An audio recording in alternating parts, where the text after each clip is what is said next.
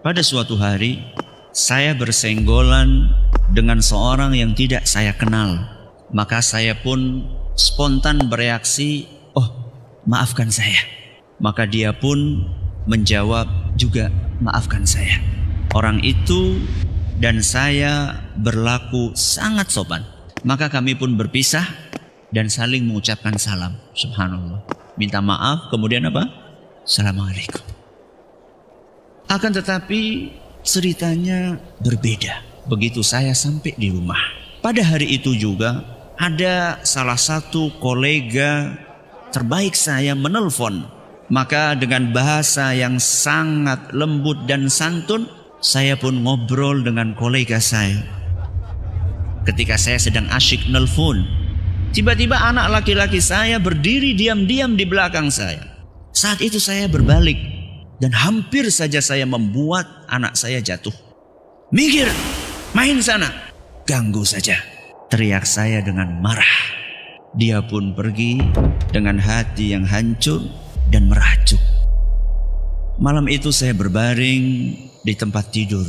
Antara sadar dan tidak, saya mendengar sebuah suara yang berbisik, "Aku akan memberikan gambaran kepadamu bagaimana ketika nyawamu dicabut. Namun sebelumnya, aku akan izinkan engkau untuk melihat lorong waktu sesudah kematianmu. Sewaktu kamu berurusan dengan orang yang tidak engkau kenal, etika kesopanan engkau gunakan. Akan tetapi, dengan anak yang engkau kasihi, engkau perlakukan dengan sewenang-wenang. Akan kuberi lihat setelah kematianmu hari ini, bagaimana sikap atasanmu, kolegamu, sahabat dunia mayamu, dan juga engkau akan melihat bagaimana sikap anak dan istrimu ketika engkau tinggalkan." Aku pun melihat hari itu saat jenazahku masih diletakkan di ruang keluarga. Ternyata hanya satu orang, sahabat dunia mayaku, yang datang. Selebihnya hanya mendoakan lewat grup. Bahkan ada yang sama sekali tidak komentar apapun atas kematianku. Lalu teman-temanku sekantor hampir semuanya datang. Mereka hanya sesaat melihat jenazahku, kemudian mereka asyik foto-foto dan mengobrol. Bahkan ada yang masih sempat asyik untuk membicarakan aibku sambil tersenyum-senyum. Bos yang aku hormati hanya datang sebentar, melihat jenazahku, dalam hitungan menit kemudian dia langsung pergi lagi. Dan kolegaku yang selama ini aku telepon dengan bahasa yang sangat sopan, tidak ada satupun yang aku lihat datang. Aku melihat anak-anakku menangis di pangkuan istriku. Yang paling kecil berusaha menggapai-gapai jenazahku, meminta aku bangun. Namun istriku menghalaunya. Istriku pingsan berkali-kali. Aku tidak pernah melihat dia sekacau itu. Kemudian aku teringat betapa sering aku acuhkan panggilan istriku yang mengajakku untuk mengobrol. Aku selalu sibuk dengan HP-ku, dengan kolega-kolegaku, dengan teman-teman dunia mayaku. Lalu aku lihat anak-anakku. Sering ku hardik dan ku bentak mereka saat aku sedang asyik dengan ponselku. Saat mereka ribut memintaku untuk aku temani. Ya Allah, maafkan aku. Pada hari yang ke-7, sejak kematianku, ternyata teman-temanku sudah melupakanku semuanya. Sampai detik ini aku tidak pernah mendengar ada di antara mereka yang mendoakanku. Perusahaan tempat aku bekerja telah menggantiku dengan karyawan yang lainnya. Teman-teman dunia maya masih sibuk dengan lelucon-lelucon di grup tanpa ada yang membahasku atau bersedih terhadap ketiadaanku di grup mereka. Namun aku melihat istriku masih pucat dan menangis. Air matanya selalu menetes saat anak-anakku bertanya, "Di mana bapak mereka?" Aku melihat Istriku begitu lunglai dan pucat. Kemana semangatmu istriku? Ya Allah, maafkan aku. Hari yang ke-40 sejak aku tiada. Teman-teman Facebookku lenyap secara drastis.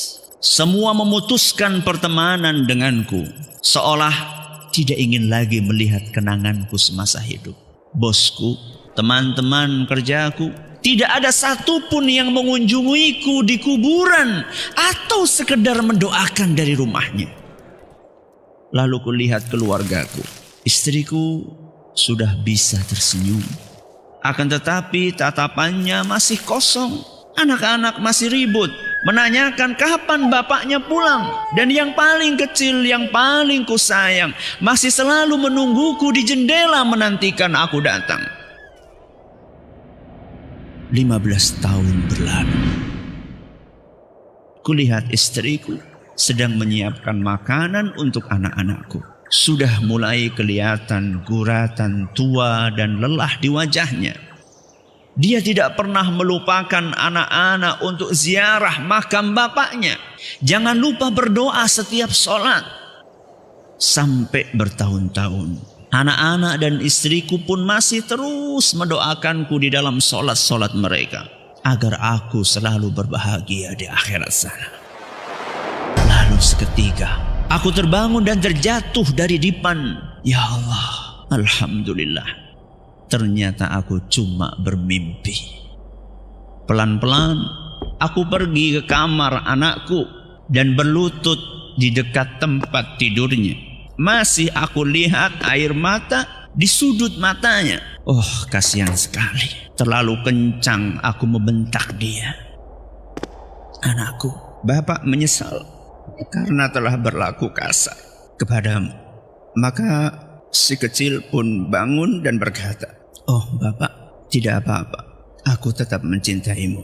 Anakku, aku mencintaimu juga. Aku benar-benar mencintaimu. Maafkan aku anakku. Dan kupeluk anakku, kuciumi pipi dan keningnya. Lalu kulihat istriku tertidur. Istriku yang sapaannya sering aku acuhkan. Ajakannya untuk berbicara sering aku sengaja berpura-pura tidak mendengarnya. Bahkan SMS darinya sering aku anggap tidak bermakna. Maafkan aku istriku. Apakah kita menyadari bahwa jika kita mati esok pagi, perusahaan di mana kita bekerja akan dengan mudah mencari pengganti kita dalam hitungan hari. Teman-teman akan melupakan kita sebagai cerita yang sudah berakhir. Bahkan beberapa masih menceritakan aib-aib yang tidak sengaja kita lakukan. Teman-teman dunia maya pun tidak akan pernah membahas lagi, seolah kita tidak pernah mengisi hari-hari mereka.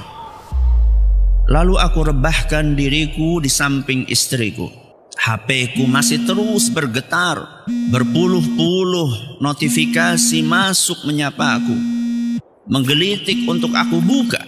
Akan tetapi tidak. Aku matikan HP-ku. Aku pejamkan mata. Maaf, bukan kalian yang akan membawaku ke surga. Bukan kalian yang akan menolongku dari api neraka.